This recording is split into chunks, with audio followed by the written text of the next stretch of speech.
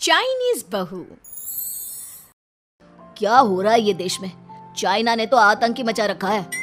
अरे क्या हो गया, क्यों चाइना को कोसता रहता है? भूल मत, तेरी ससुराल चाइना की ही है।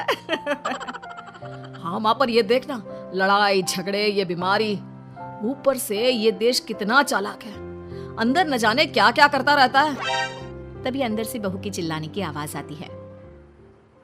अरे क्या हो गया बहू, क्यों चिल्ला रही है? माँ जी, ये देखिए, ये रूस ने यूक्रेन की हालत क्या कर दी है। ऊपर से चाइना में दोबारा लॉकडाउन लग गया है। माँ जी, अब क्या किया जाए? अरे तो तुम लोगों को क्या परेशानी हो रही है, मैं तो यही नहीं समझ पा रही हूँ। वो क्या है ना माँ, हम लोग चाइना जाने की सोच रहे थे, सांगसू के भाई की शादी है। तो क्या? अरे कौन सा उन लोगों के यहाँ भाई घोड़ी चढ़ता है जो बहन काजल लगाकर नेक लेगी? माँ जी, उसकी आंखें बहुत छोटी छोटी है, उसमें या तो पुतली रह सकती है या काजल। साले की पुतली निकाल कर काजल लगा दो, अंधा कहीं का। क्या क्या बोले तुम मेरे भाई के बारे में? अरे नहीं नहीं बहू, वो तो बोल रहा था कि तुझे नेक मिल जाएगा। हैं, बहन है ना तो उसकी। नहीं नहीं माँ जी, मैं सब समझती, ये मेरे भाई का मजाक बनाते रहते।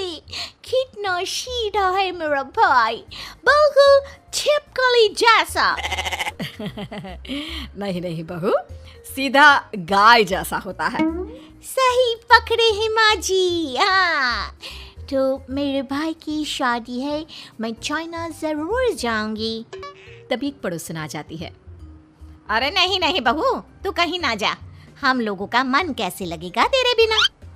ले बहू, तेरे भाई के लिए ये शॉल रख ले, हमारी तरफ से गिफ्ट कर देना। अरे सब कितने अच्छे हैं, मेरी चाइनीज बहू को कितने प्यार से तुम लोगों ने एक्सेप्ट कर लिया। सच में बड़ी भाग्यशाली हूँ मैं। कैसी बात कर रही है? ये तो हम लोगों के देश की खूबसूरती है कि हर किसी को दिल से अपना लेते हैं, बस वो भी दिल से हमें अपना समझे। कैसी बात कर रही है आंटी जी? मेरे लिए आप सब सासू माँ जैसी ही हैं। मुझे भारत बहुत अच्छा लगता है, ये सबसे अच्छा देश है, मेरा भारत महान। वैसे भी लड़के की शादी जहाँ होती है वो तो वहीं की हो जाती है ना। जीती रे बहू, सही बोल रही है। औरत तो होती ही पानी की तरह है, जो जहाँ जैसे रखे वैसे ही शेप ले लेती है। आंटी जी, ये थोड़ा सा ज्यादा हो गया, समझ नहीं आया। नो प्रॉब्लम, मैं चाय बना कर लाती हूँ। फिर क्या, वो दिन भी आ जाता है जब बेटे बहू को चाइना जाना पड़ता है। वहाँ जाकर बहू का भाई कहता है, मेरे बहन आ गए, मेरे बहन आ गए। मैंने सबको बोला कि सब हिंदी में बात करेंगे, नहीं तो बहन नाराज हो जाएगी। थैंक्स बॉय, हिंदी मेरी भाषा है। आप मुझे उसमें बात करना अच्छा लगता है। आपने जीजा जी से मिलो। ओ बहन, तुम अंदर चलो। सभी बहू को अंदर लेकर चले जाते हैं, लेकिन सांगसू का पति, वो तो बेचारा चाइना के ससुराल के आंगन में अकेला खड़ा रहता है। काफी देर तक जब कोई उसे नहीं पूछता तो वो माँ को घर पर फोन करता है। हाँ बेटा, पहुँच गए ना कुशल मंगल? हाँ माँ, लेकिन सांगसू पता नहीं कहाँ है, वो तो अंदर गई है तब से बाहर आई ही नहीं। अरे कैसी बात कर रहा है? तो तू अंदर चला जा, तू बाहर क्यों है? अरे दामाद है तू वहाँ का, उन लोगों ने तुझे बिठाया, चाय पानी कुछ नहीं पूछा? नहीं ना माँ। तभी सामने से सांगसू आती है। क्यों आप अभी तक तैयार नहीं हुए? और ये बैग लेकर क्यों कमरे से बाहर आए? इसे वहीं रख देते। कमरा? कौन सा कमरा? अरे कैसी बात कर रही हो, जब से तुम अंदर गई हो मैं बाहर ही तो खड़ा हूँ। बहू को बहुत हैरानी होती है और गुस्सा भी आता है। तभी उसका भाई और माँ आ जाते हैं। और सांगसू, अंदर खाना लग गया है। पहले ये बताओ कि मेरे पति को किसी ने खाना या पानी क्यों नहीं पूछा? वो भारत से ससुराल पहली बार आया है, वो भी मेरे कहने पर। उनकी इज्जत क्यों नहीं की? देख बेटी, तूने जबरदस्ती जिद में शादी की थी तो हम लोगों ने कर दी, लेकिन अब तुम ये सोचो, पूरी चाइना में मैं इस इंडियन को अपना दामाद बताऊं? So sorry. हाँ सांगसू, और तुम भी चुप रहना, नहीं तो वो लोग मेरी शादी तोड़ देंगे। ओह ऐसी बात है, कोई बात नहीं, मैं बाहर होटल में रह लेता हूँ, तुम वही करो जो ये लोग चाहते हैं। कैसी बात कर रहे हो? शादी के बाद पति जैसा भी हो, जो भी हो, पति होता है। वैसे भी तुम्हारे पूरे परिवार ने, सबने बिना सोचे मेरा साथ दिया, मुझे एक्सेप्ट किया, प्यार किया। मैं अपने देश में आपको अकेला कैसे छोड़ सकती हूँ?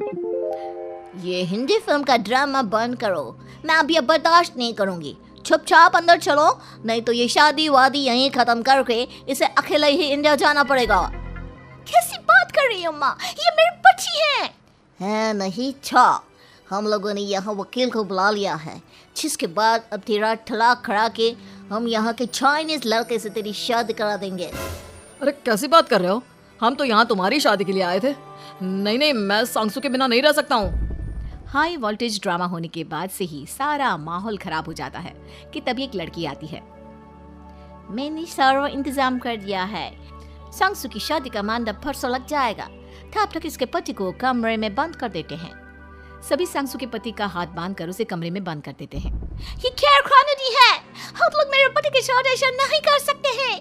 मैं किसी से शादी नहीं करूंगी, ये साफ बात है। पहले मैं अपनी शादी करूं, फिर तेरी भी शादी करवा दूंगा। सब कुछ तय हो जाता है, भाई की शादी हो जाती है। फिर वो दिन भी आ जाता है जब सांगसू की शादी वो लोग जबरदस्ती करने के लिए उसे मंडप पर ले जाते हैं। ऐसा मत करो, ये मेरी बीवी है। मैं किसी से शादी नहीं करूंगी। कैसे नहीं करेगी शादी? शादी तो तेरा बाप भी करेगा। हो मैं करूंगा शादी। प्लीज कोई मेरी शादी किसी अच्छा औरत से करवा दे। चुप, बिल्कुल चुप। फिर माँ सांगसू और उसके पति से कहती है, तुम लोगों का बच्चा मेरी कैद में है। अगर तुम लोगों ने कोई भी होशियारी की तो मैं इस बच्चे को मार दूंगी। दोनों माँ का रूप देखकर हैरान हो जाते हैं। बच्चे की खातिर दोनों शांत हो जाते हैं और शादी की रस्में शुरू हो जाती है कि तभी सांगसू की सास पुलिस के साथ आ जाती है। माँ, सरसू माँ आ गई, मेरी माँ आ गई।